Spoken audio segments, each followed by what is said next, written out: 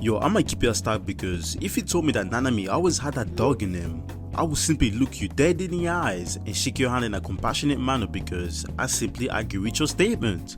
And if I could recall anyone at this moment that doesn't play around no matter the situation, that doesn't portray even the slightest bit of tomfoolery in the entire series, it's gotta be Nanami 100%. To summarize the overall statement in 8 words, Nanami is simply the Batman of Jujutsu Kaisen. And that's not a ridiculous thing to say. Like in novel fiction, there's always... nope, gotta restart. Like in novel fiction, I'd say about 85% of the time, there seems to be little to no overall depiction of the character cast having nothing but straight black force energy radiating off them at all times. Like let's use Vegeta for example. Vegeta, despite being one of my favorite characters of all time, has his tweaking moments. Like one scene, you could have bro being the shit of I don't know, Goku Black, and then the next scene would be him defying unbeatable foes like Jiren the Invisible, and everything is going well, you know? But then you get to scenes such as this.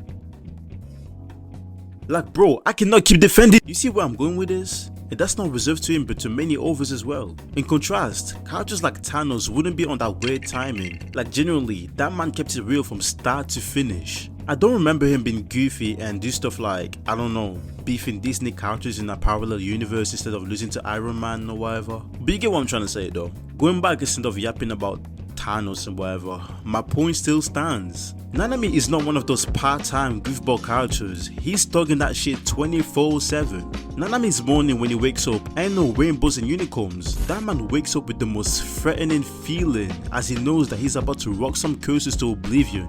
And see, that's the difference with Gojo because that man takes no precautions and now look what happened to him. I guess you could say that somebody's ego got a little boxed up for this occasion.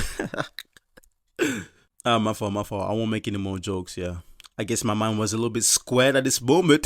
Nanami's serious attitude mostly comes from the Jujutsu world itself. He stated that he hates fighting curses because it's tiring and he keeps losing people around him and he can't even live a normal life even if he wanted to. And I won't even lie, I'd get tired too, and that's completely understandable for him to be cold at all times. But this time, oh no, this is different. Now we have Blondie over here, and Blondie is straight inconvenient in the story, I suppose. But a few episodes back, he got Ijishi liking which ended terribly. Now in Blondie's case, I'ma be honest bruh, I knew from the start that this nigga was gonna be out of the season one way or another. I mean, we got Toji back, we got Geto and the group of cursors, we got the entire force in Shibuya. What the hell was this nigga gonna contribute to?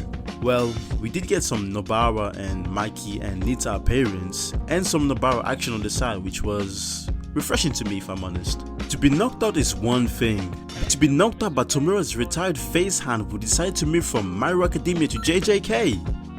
Man, that's disrespect. Blondie got both Nobara and Nita liking while talking about some I'm doing this because I'm happy and I love football but couldn't play it. Like bro, there's about 20 shops around you, go get yourself a ball.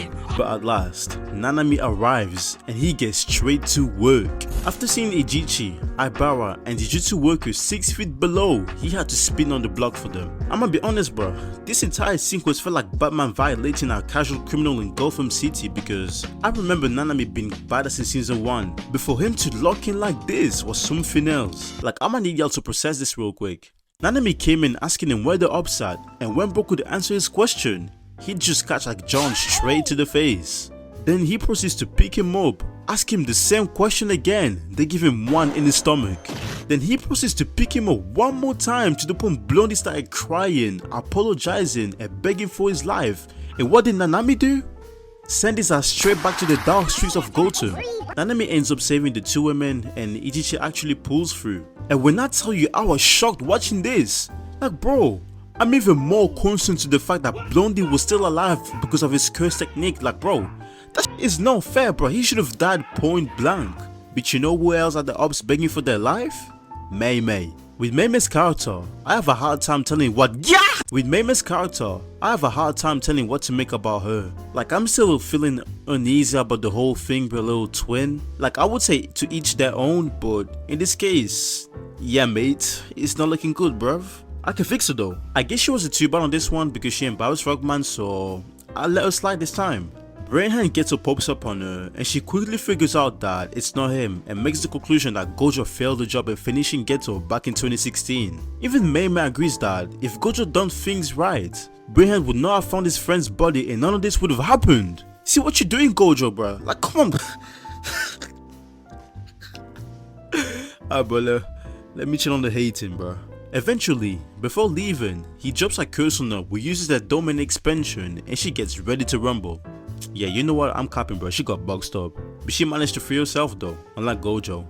But y'all know my wish came true. Grandma got boxed up just like I wanted to thanks to Toji. The nigga in the mohawk lost control and Toji's soul actually took over because he's simply him. Like, come on, these past 2 episodes for Toji have been nothing but the embodiment of felonies and transgression.